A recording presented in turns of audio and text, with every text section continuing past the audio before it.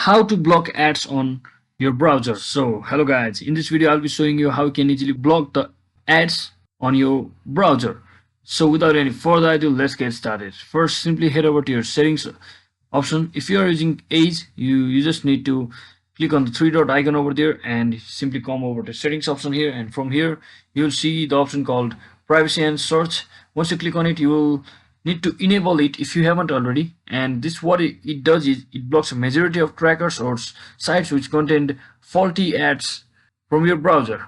So this is for the Edge browser, and if you are using Chrome browser, you just need to head over to your Chrome browser and click on three dot over top right corner over here and simply scroll down until you find this option called settings. Once you find the settings, simply head over to privacy and security option, and inside here you will see the security option. From here you just need to enable the enhance protection. If you enable it, it will automatically block the high faulty ad preventing websites from your devices or browser, just like that.